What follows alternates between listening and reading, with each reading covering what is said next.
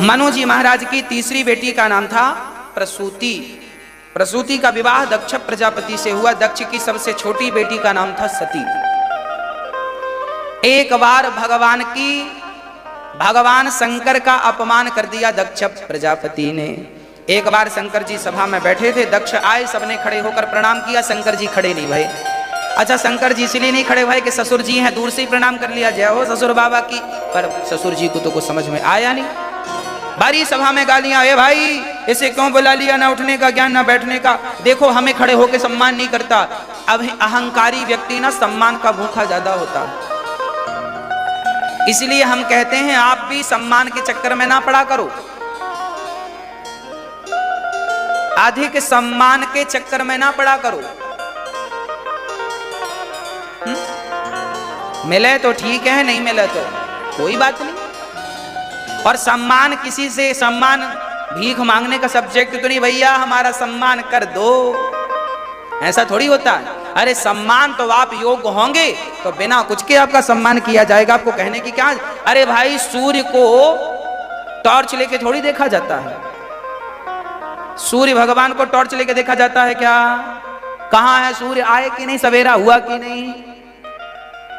सूर्य अपने प्रकाश से ही अपना परिचय देता है, दीपक अपने प्रकाश से ही अपना परिचय देता है। ऐसे आपके अच्छे गुण ही आपका परिचय देंगे, आपको सम्मान मिलेगा, आप गुणी हैं तो, और नहीं तो सम्मान की अपेक्षा ना कीजिए। मिले अच्छा है, भूख मत रखिए सम्मान की। कई बार सम्मान के चक्कर में झगड़े, दक्ष प्रजापति की बुद्धि बिगड़ गई, मेरा सम्मान नहीं किया, खड़े होके सबने कि तुम क्यों नहीं खड़े भाई? कई लोगों को लड़ते झगड़ते देखा होगा, हमारे मान सम्मान की बात है, मान सम्मान। अरे भाई मान सम्मान, मान सम्मान,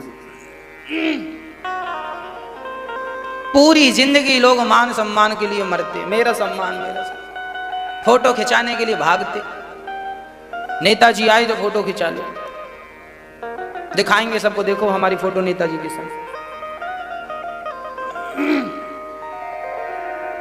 सेल्फी लेना है, फोटो खिंचाना ही है तो बिहारी जी के हृदय में अपनी फोटो खिंचा लीजिए ना, बिहारी जी के हृदय में चले जाइए ना, जैसे मीरा चली गई, उनके हृदय में जगह बनाओ। सम्मान पाना ही है तो बिहारी जी के हृदय में सम्मान से रहो ना। ये दुनिया के लोगों से क्या सम्मान की अपेक्षा रखते हो? ये क्या सम्मान करेंगे तुम्हारा जिनका खुद सम्मान नहीं है? कौन सम्मान करेगा आपका? आप कहते हैं नेताजी सम्मान, अरे नेताजी खुद 5 साल के हैं, 5 साल बाद फिर वो ऐसे नजर आएंगे आपको कहीं ना कहीं, उनका खुद सम्मान 5 साल बाद चला जाएगा। वो जिनका खुद स्थिर नहीं है सम्मान, वो तुम्हें क्या सम्मान दिलाएंगे और तुम्हारा क्या सम्मान कोई करेगा? सम्मान करवाना ही है तो मीरा बन करके अपना सम्मान ठाकुर जी से कराइएगा।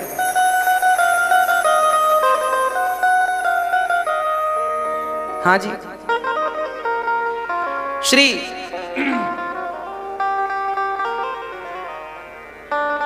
शंकर जी वहां से, शंकर जी को दक्ष ने गाली दी, मेरा अपमान कर दिया, सम्मान नहीं किया, श्राप दे दिया, जाओ तुम्हें यज्ञ में कोई भाग नहीं दिया जाएगा। नंदी ने श्राप दे दिया, जब से आया बकरी की तरह मैं करता जा, तेरा सिर बकरी का हो जाए। भृगु जी ने श्राप दे दिया, ससुर जमाई की लड़ाई थी, तुम क्यों बोल पड़ी बीच में?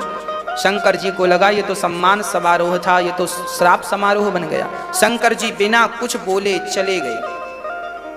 एक बात बताऊं, आप भी जरा इस चीज को समझिएगा, जहां आपका सम्मान नहीं हो रहा हो, जहां आपका अपमान हो रहा हो, वहां कुछ बोलने की जरूरत नहीं है। चुपचाप उठो और वहां से चल पड़ो, यही आपकी समझदारी है। शास्त्र यही परमिशन दे रहे हैं। जहां लोग निंदा चुगली कर रहे हो, किसी को गाली गलौज कर रहे हो, वहां खड़े होना आपके संस्कार नहीं है। चुपचाप वहां से उठकर चले जाओ।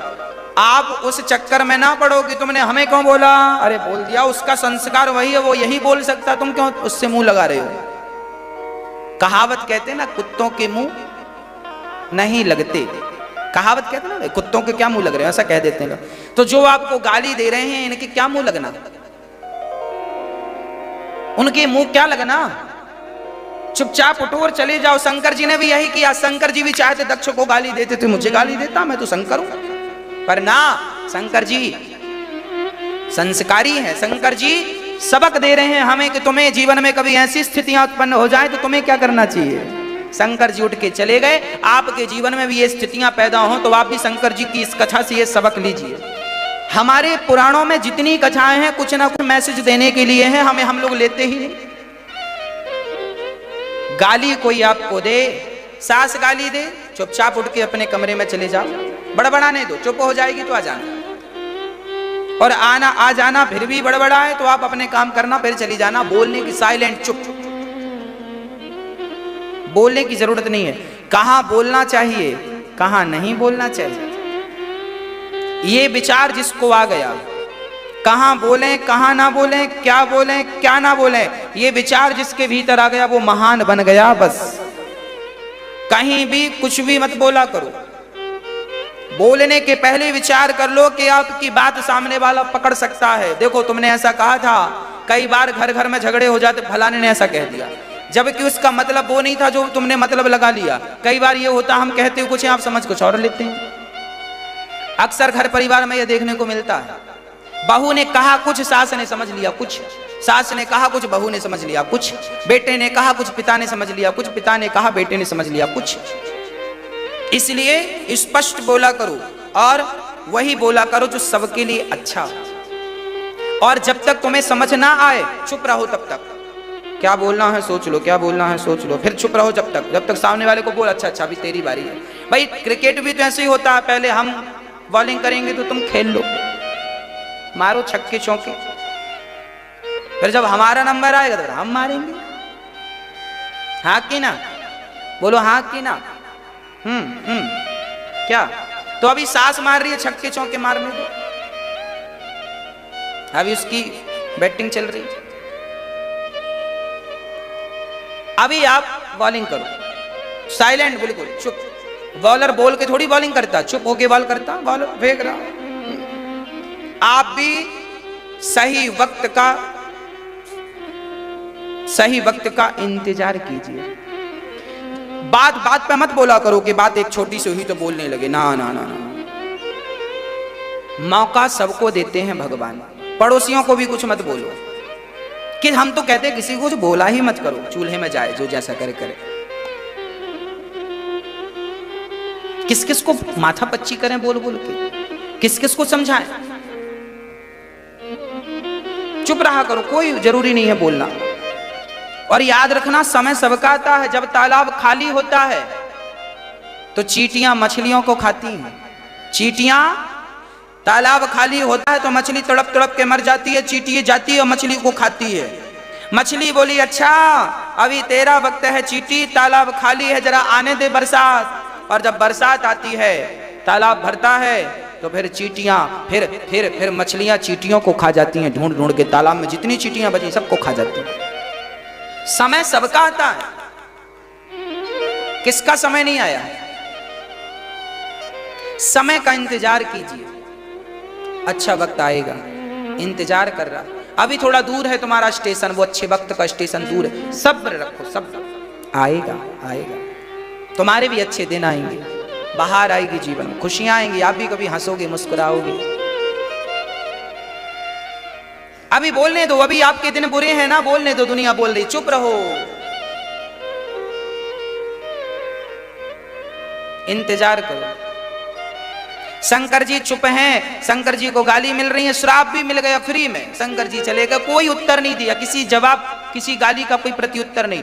एक दिन सती ने देखा, अच्छा दक्ष ने यज्ञ किया कनखल में, सबको बुलाया, पर अपमान के लिए शंकर जी को नहीं बुलाया कि मैं अपमान करूंगा। कई लोग खर्चा कर करके लोगों का अपमान करते हैं, पैसे खर्च कर देते हैं दूसरों को नीचा दिखाने के लिए। अब क्या हुआ, उस यज्ञ में सब आए, शंकर जी नहीं आए। माता सती ने कहा आप चले नहीं, चलो हमारे आपके ससुर जी यज्ञ कर रहे, प्रजापतस्ते स्वसुरस्य सांप्रतम, चलो निर्यापितो यज्ञ महोत्सवा किल, चलो यज्ञ में आपके ससुर जी यज्ञ कर रहे हैं। शंकर जी ने कहा निमंत्रण आया क्या? सती ने कहा आया होगा, हम लोग रहे नहीं होंगे तो मिला नहीं। शंकर जी बोले नहीं नहीं नहीं नहीं, आया नहीं है, एक काम करो वहां मत जाओ जो तुम्हें बुलाया नहीं। आवत ही हर से नहीं नैनन नहीं स्नेह, तुलसी तहां न जाइए कंचन बरसे मेघ। बादल भी सोना बरस रहे हो तो वहां मत जाना जहां आपको सम्मान से बुलाया नहीं गया। शंकर जी ने लाख समझाया, माता सती को नहीं समझी और बिना बुलाए सती जब उस यज्ञ में गई, पिता की पति की आज्ञा का उल्लंघन करके सती जी गई, तो सती को उस यज्ञ में पिता पति का अपमान दिखाई पड़ा। अरे एक पतिव्रता नारी अपना अपमान तो सहन कर सकती है, पति का कैसे करे। सती उस यज्ञ में जल करके भस्म हो गई योगाग्नि में। शंकर जी ने वीरभद्र को भेजा, वीरभद्र ने सर काट के दक्ष का स्वाहा कर दिया, हाहाकार मच गई। अब देखो सती मारी गई क्योंकि पति की आज्ञा का उल्लंघन किया और वहां चली गई जहां इनको बुलाया नहीं गया था। बाद में भगवान शंकर से सबने प्रार्थना की और शंकर जी ने स्तुति स्वीकार की और बकरे का सिर दक्ष के धड़ से जोड़ा। सबसे पहला आपको पता है, सबसे पहला ऑपरेशन गणेश जी का हुआ था, फिर शंकर जी ने किया, इनका दक्ष प्रजापति का। सबसे बड़े डॉक्टर शंकर जी थे, गणेश जी का ऑपरेशन भी इन्होंने किया था, हाथी का सिर लगाया और अपने ससुर जी का भी इलाज इन्होंने किया, बकरे का सिर लगाया। अच्छा बकरे की क्यों लगाया, गधे का भी तो लगा सकते थे, बकरे का क्यों? क्योंकि बकरा ही ऐसा है जो मैं करता है, और ये भी मैं बहुत कर रहे थे, मुझे नहीं जानते, मुझे नहीं पहचानते, मेरा सम्मान, जाओ बनो बकरा। इसलिए हम सामान्य प्राणियों को बस अपने रास्ते ठीक ठीक चलना चाहिए, ज्यादा सम्मान प्रतिष्ठा की भी चाहत मत रखो। मिल जाए तो भगवान की कृपा है, नहीं मिला तो कोई बात नहीं, प्रसन्न रहो। शंकर जी पार्वती के रूप में वो जन्म लेती हैं, सती हिमालय की बेटी बनकर, और शंकर पार्वती का विवाहोत्सव संपन्न हुआ। ये मनु जी महाराज की 3 बेटियों की चर्चा दास अनिरुद्ध ने आपको सुनाई। अब मनु जी महाराज के 2 बेटे और हैं, प्रियव्रत उत्तानपाद। उत्तानपाद की 2 पत्नियां हैं, सुनीति और सुरुचि। सुनीति के पुत्र का नाम है ध्रुव और सुरुचि के पुत्र का नाम है उत्तम। ध्रुव बहुत छोटी सी अवस्था में भगवान का भजन करते हैं, माने अच्छे संस्कार दे दिए हैं बच्चे को। आपसे भी प्रार्थना है, आप भी अपने बच्चों को बहुत अच्छे अच्छे संस्कार दिया करो। अच्छे संस्कार का अर्थ ये है कि आप बच्चों को रामचरितमानस की चौपाइयां पढ़ाइए, गीता के श्लोक याद कराइए, बच्चों को गीता पढ़ाइए, आप भी गीता पढ़िए, आप भी रामचरितमानस पढ़िए, आप भी शास्त्रों का अध्ययन करिए, आप भी भागवत सुनिए, क्या लिखा है समझिए, उसका अर्थ क्या है समझिए, बच्चों को समझाइए। रात को सोने के पहले एक अच्छी कहानी बच्चों को राम जी की, कृष्ण जी की सुनाइए। भूतनी की कहानी सुनाती हैं आजकल की माताएं बच्चों को। भूतनी, एक भूतनी थी, भूत था, चुड़ैलन थी। अब बताओ बच्चे को क्या बना रही हैं ये माँ। पहले की नानी, दादी, मासी कहानियां सुनाया करती थी। हम छोटे थे तो हमें बड़ा शौक था कहानियां सुनने का। हमारी मासी हमें खूब कहानी सुनाया करती थी, राजा की, रानी की, भगवान की। हमने बचपन में कहानियां सुनी थी, श्रवण की कहानी सुनाई थी हमारी मौसी ने। हमारी माँ भी हमें कहानी सुनाया करती थी बचपन में, कहीं राम जी की, कहीं कृष्ण जी की। बहुत सारी कथाएं हमने पढ़कर नहीं सीखी, बहुत सारी कथाएं तो कहानियों में सुनकर के सीख ली, उनका सार निकालना सीख लिया, क्या इसका अर्थ है, क्या इसका मतलब है। आप अपने बच्चों को भी संस्कारी तब बना पाएंगे जब उनको आध्यात्म से जोड़ेंगे। ज्यादा नहीं तो इतने संस्कार तो देना अपने बच्चों को कि बुढ़ापे में आपको गिलास भर पानी और रोटी बड़े प्यार से देते रहें, आपके चरण सेवा करते रहें, आपको प्रणाम करते रहें। आपके बेटे आपसे अपशब्द ना कहें, आपके बच्चे आपसे नम्रता से पेश आएं। इतने संस्कार तो बच्चों को देना ही चाहिए, हर माँ बाप को। और बच्चों को चाहिए कि वो अपने माँ बाप का आदर करें, माँ बाप की सेवा करें। हाँ देखिए, सेवा ऐसी चीज है कि सेवा आपको राजा बना सकती है। एक बूढ़ा सा राजा था, बहुत बुढ़ा हो गया, उसके कोई संतान नहीं थी। अब राजा ने एक दिन सोचा कि मेरा इतना बड़ा राज्य कौन लेगा, क्योंकि कोई योग्य बने तो बढ़िया है, अयोग्य बनेगा तो नाश कर देगा। क्योंकि खुद की तो संतान थी नहीं। तो एक दिन राजा ने डिंडोरा पिटवाया कि भाई सारे लोग मेरे पास आए, मैं सबका इंटरव्यू लूंगा, जो मेरे इंटरव्यू में पास हो जाएगा मैं उसे राजा बना दूंगा, मेरे प्रश्न का उत्तर जो देगा मैं उसे राजा बनाऊंगा। अब राजा के जितने मंत्री थे वो आए, सब फेल हो गए, और भी लोग आए, सब। राजा संतुष्ट नहीं हुआ किसी से, राजा को लगा नहीं कि आदमी राजा बनने के काबिल है। बहुत दूर गांव का एक छोटा सा बालक, अभी उसकी उम्र मात्र 10 साल की रही होगी, उस बच्चे ने सोचा, जब सुना कि कोई राजा अपना राजा बनाना चाह रहा है किसी को, पर कोई मिल नहीं रहा है, तो उस बच्चे ने, उसका पिता मजदूरी करता था, माँ मजदूरी करती थी, उस बच्चे ने कहा पिताजी मैं भी जाऊं। पिता ने कहा बेटा तुम तो मजदूर के बेटे हो, तुम थोड़ी राजा बनोगे। उस बच्चे ने कहा ना मुझे जाने दो, मैं तो जाऊंगा, मेरी इच्छा है। तो माँ बाप ने कहा चलो जाएगा, फेल ही होगा और क्या होगा, फिर आ जाएगा। तो बच्चा चला, पर जब वो बालक चला ना तो उसके पास कपड़े नहीं थे बढ़िया से पहनने को, गरीब का बच्चा था, फटे से कपड़े थे, मैले से कपड़े थे।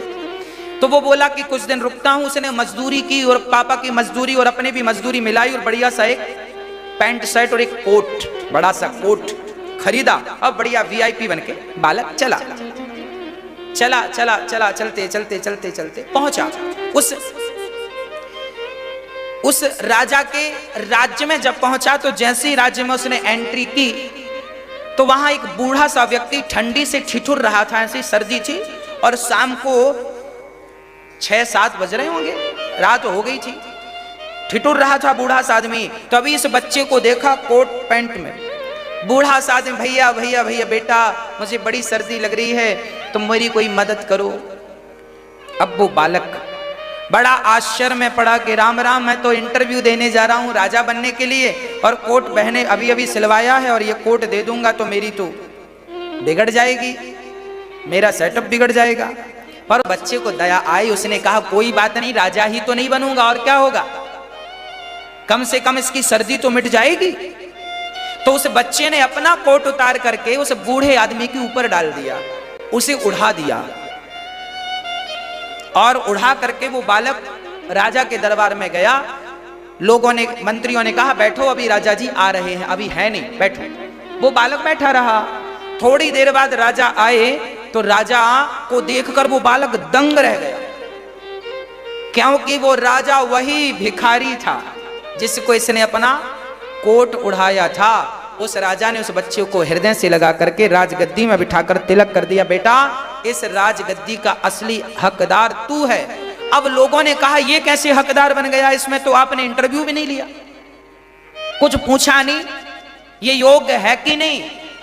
तब उस राजा ने कहा कि राजा बनने का अधिकारी वही है जो प्रजा का दुख दर्द जाने। इसने अपना कोट उतार के मुझे उड़ा दिया, मैं समझ गया कि इसके भीतर दूसरों के दुख को देखने की ताकत है, और केवल देखने की नहीं, ये दूसरों के दुख को देखता है और देख करके उसको मदद के लिए अपने हाथ आगे भी बढ़ाता है। ये राजा बनने की, और राजा का यही तो कर्तव्य है, वो प्रजा की सेवा करे, सेवादार ही तो राजा है। तो तुम्हें पहले सेवादार बनना पड़ेगा, सेवा करनी पड़ेगी। वो बालक राजा बन गया, मात्र 10 साल की उम्र थी उसकी।